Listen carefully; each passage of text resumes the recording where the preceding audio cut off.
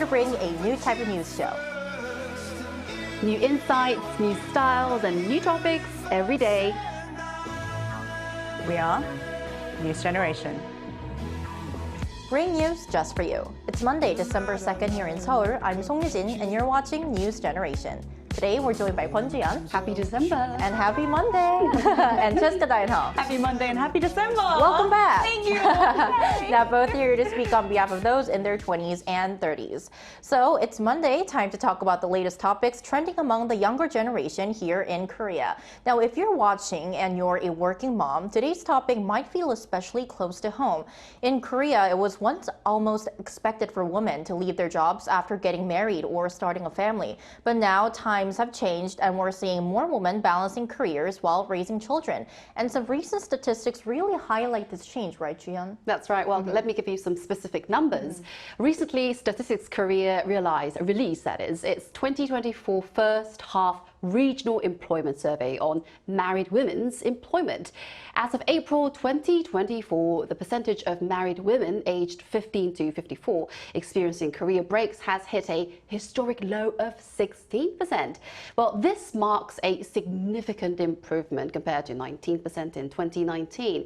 The trend demonstrates a steady decline over the years, dropping to 17% in both 2021 and last year, 2023, before reaching its current level. So these numbers reflect progress in the workforce, with more women maintaining their careers even after marriage and family commitments. Right. The data suggests that a shift towards greater working opportunities and support for working women, reflecting a more inclusive labor market here in Korea. Right. It's great to see that we're seeing a steady decline in the number or in the percentage of women who are taking a career break after getting married. Now, the data Ji-yeon shows that once again, 16% of married women in Korea left the workforce after getting married, but we're still seeing 16% of them having a career break. Right. So, Jessica, I want to ask you, what are some of the most commonly cited reasons? So in the stats, the most commonly cited were either getting a marriage or having to do the childcare or maternity leave. So it's not only limited to these, but also there was some relevance to how young your child was. So the younger your child was, the higher the lower the rate of employment. So there seems to be some relevance, not necessarily correlation, but definitely having to childcare or having a marriage or having to even have a maternity leave definitely affects in terms of hiring rate. And I can also speak from my own experience of having mums and aunts and even my friends who either have to choose between a career and maintaining an employment. And this also resulted in, and it is an actual term that is coined, called mom guilt.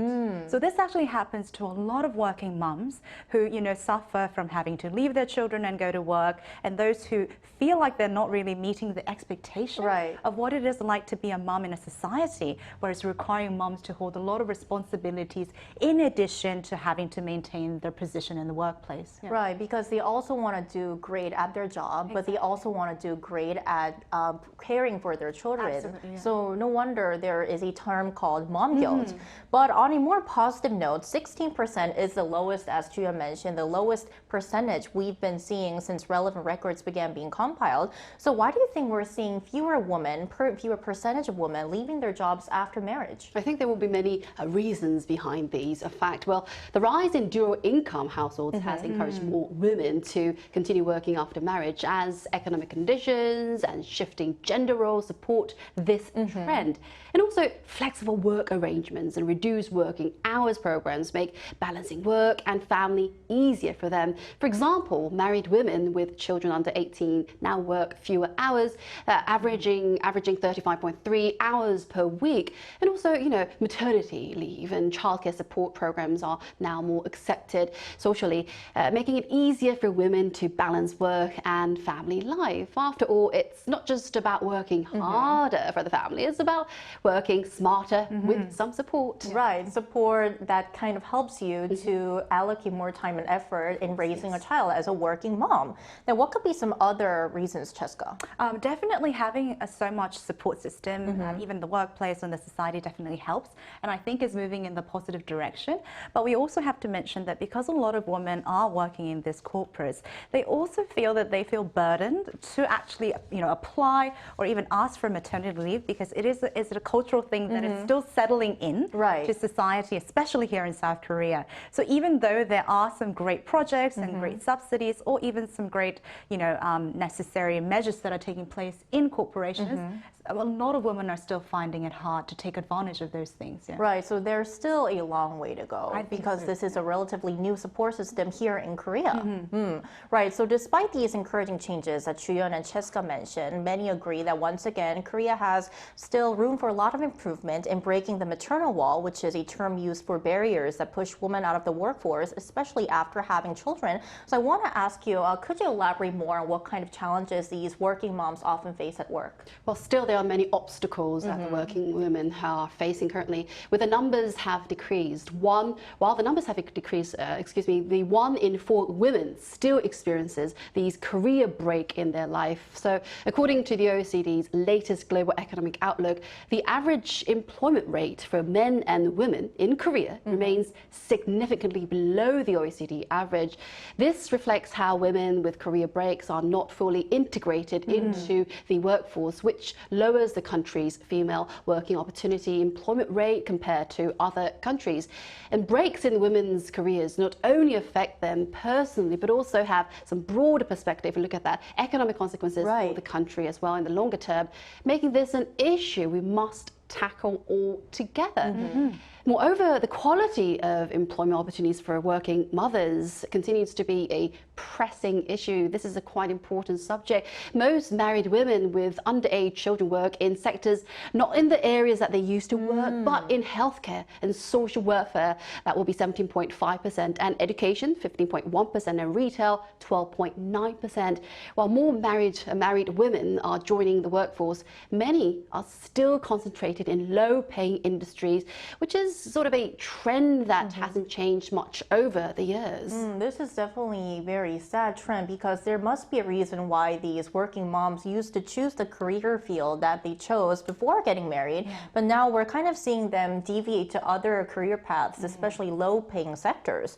Then, Cheska, are there any other areas that you'd like to see some improvement in regarding working moms? Yeah, absolutely. I think Juyeon and you mentioned something called the maternal wall, but in society we've always talked about this term called the glass ceiling. Right. So being a woman, there is already a ceiling when it comes to climbing the corporate ladder. Let me just emphasize that it is improving and we are changing our perspectives. But add on to that, having a child, having to take that long time off from work, and then having to come back to work and maintain and improve and even prove yourself that you are able to still hold the position. Right, that you're still competent. Exactly. That is a lot. That can be a lot for people who are wanting to excel in a corporate setting. So when it comes to pregnancy and career, it can be very difficult when it comes to the quote-unquote maternal wall.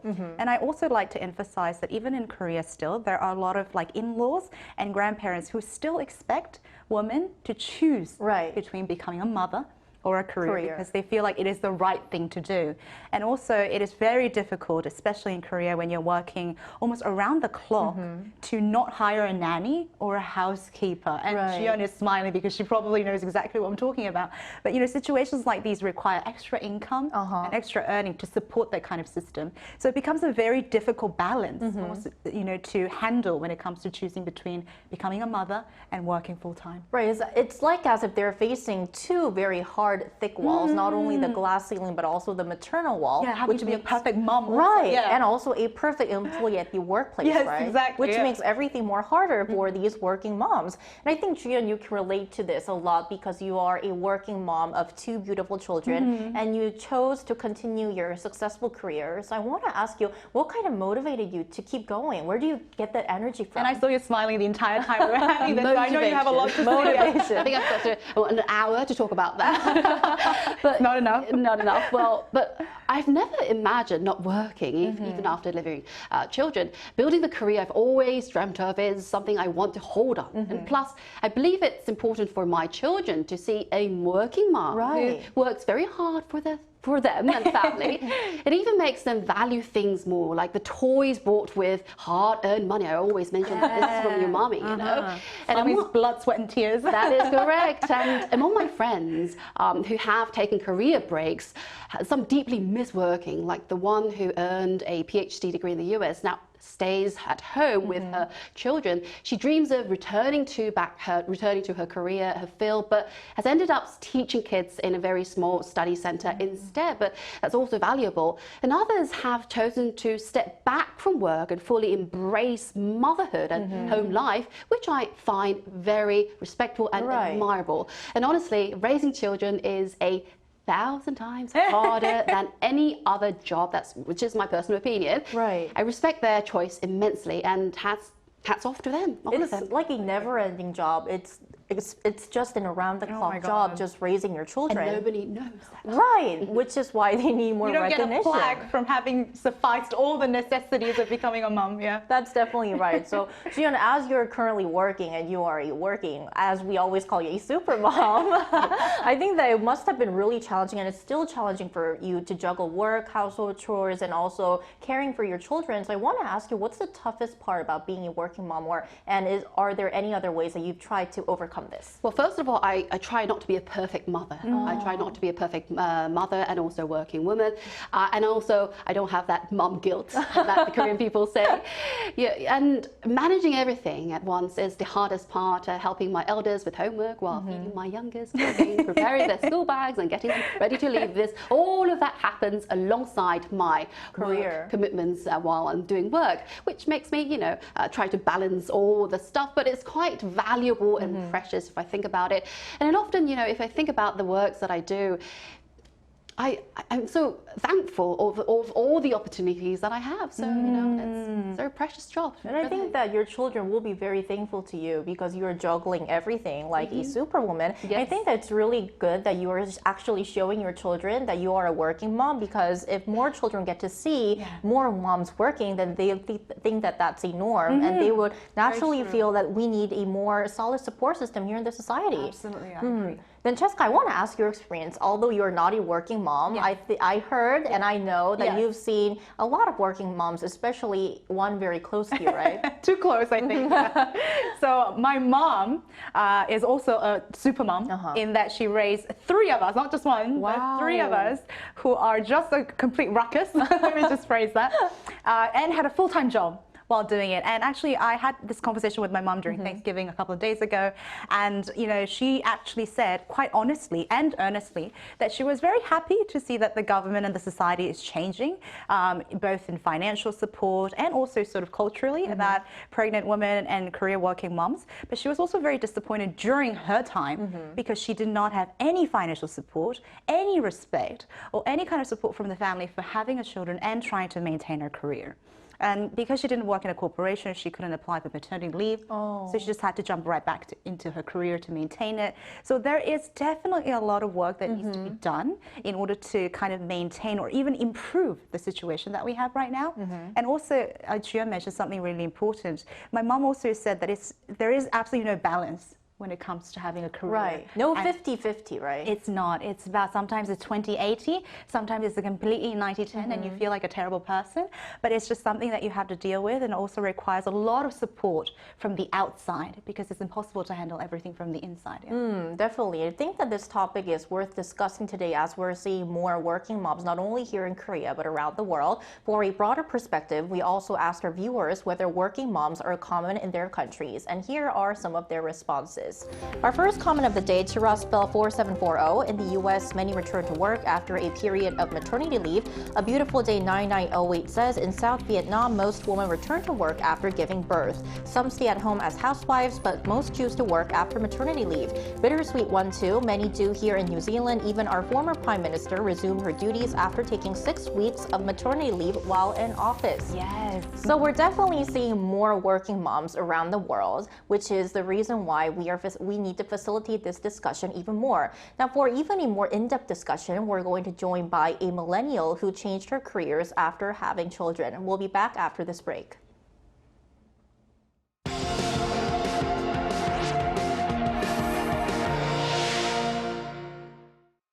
New Gen wants to hear from you. Go to YouTube and search our channel 아리랑뉴스. Click Community and leave a comment down below. Make a new type of news with us. Joining us this Monday is Han Kim, a former Arirang News anchor who now runs a business that trains MCs. Welcome, Han, to the show, and thank you so much for joining us. Thank you so much for having me. Lovely to have you. So, Hannah, we know that you've had a long career in broadcasting as a news reporter and as a news anchor. So we want to ask you, what led you to step away from this career? Well, what led me to step away from this career? Well, there is not just one simple answer to that question. It was basically a combination of different life's turning points. I felt that I was at a stage of my career where I wanted to pursue a master's degree. So I went to graduate school, went to Georgetown. And then when I came back, I was approaching my mid-30s, and there were some parental pressure for me to get married. And I was, at a transitional phase, and I got married, found my husband, which actually naturally brought a shift of priorities. And if you're married, you probably noticed, but when you get married, depending on who your spouse is and their personality and your tendencies, it could really determine the direction of where your life is headed. For example, I'm a risk taker, but my husband values safety. So you got to make some compromises. So after getting married, there was a natural shift of priorities. And after my first pregnancy, instead of focusing on advancing my career, I decided to take a step back. And by the way, I have 2 kids. I gave birth by C-section for both of them. So after my first C-section, I became a stay-at-home mom. My first pregnancy was harder than I expected. I thought I would bounce back right away, but I didn't. And my body didn't recover, so I was nowhere near to be on television or in the public eye. So what I want to mention is that, there's one thing about shifting priorities, but after you give birth, you also faced with this reality that, you don't realize how this break would end up, or how this break would create a gap in your career. Okay, lovely to see you here. So, Hannah, what was the hardest part about stepping away from your work, and how did you overcome it? Yeah, the hardest part about stepping away from work was dealing with this new identity as a mom. To be honest, I was so lost after I became a new mom. I didn't know what to do with my life, because all throughout my life, I was a go-getter. I worked hard, I studied hard, got my master's at Georgetown. I worked as a news reporter at Arirang TV, news anchor, hosted TV shows. I was all go, go, go. But all of a sudden, I became a mom, and here's what I realized. Society puts a label in your life. It puts a title in your life, and my title was a mom. And people tell you, you're just a mom. Why are you trying to make your life more difficult by trying to work or do something? Why can't you just be happy being a mom?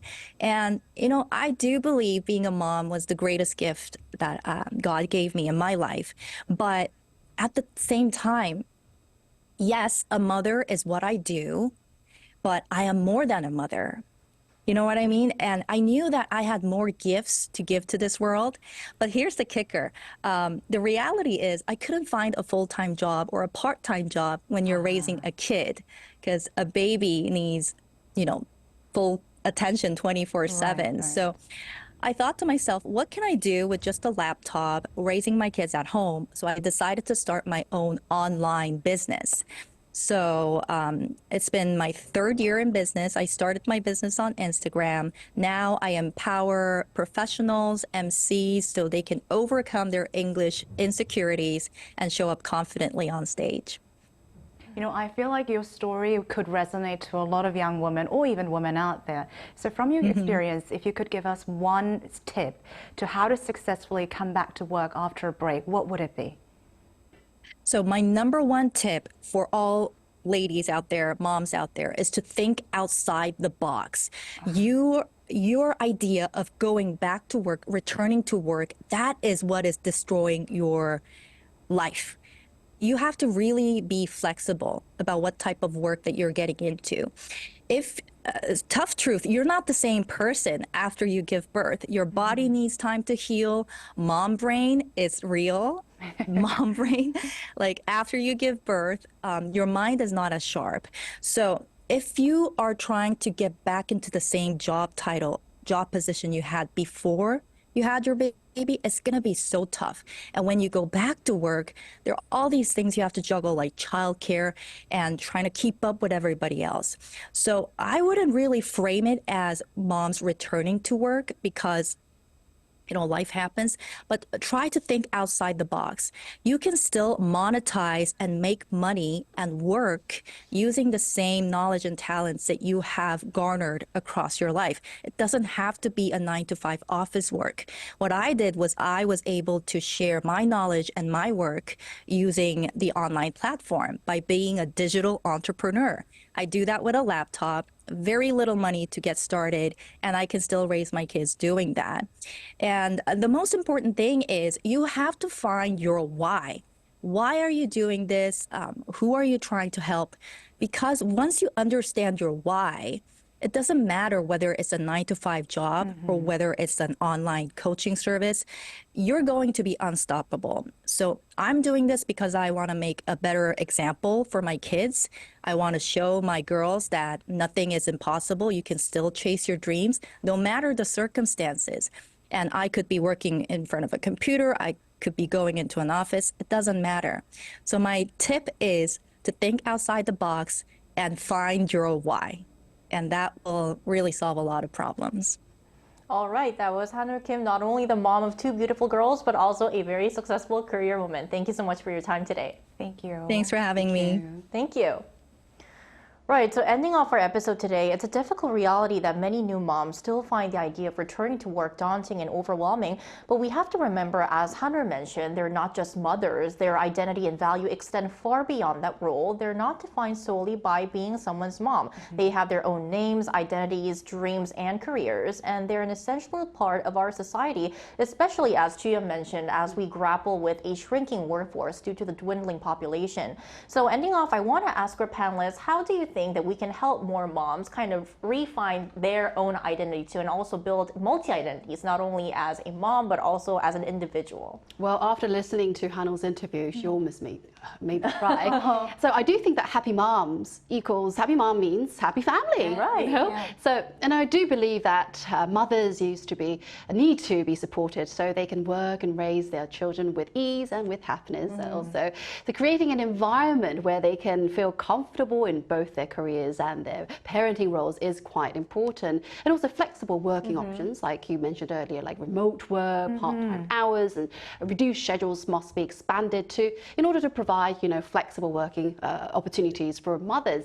And also, I do think, lastly, mothers are superheroes. Mothers are indeed superheroes. Yes, so indeed. coming with a more flexible support system to help these moms continue their careers, what do you suggest, Cheska? I absolutely agree with everything Hanul said, and I also got emotional too. But I also think, as many of the great working women in history have stated, like Melinda Gates and Sheryl Sandberg, corporates should not force people to choose between families and work. And the more we invest in women, the better the society. And I would just like to add that we need more robust system, but system that can actually support all types of parenting, whether it be single parents, whether it be 2 working parents. I really hope the society sort of expands to provide enough support and fundamentals for these type of families too, because they will actually be a part of raising a great human being that will be essential to our society. Right, and last but not least, can we just give a big shout out to all the working super moms out there? Go moms! Thank you, Mom. Thank you, Mom. I love you.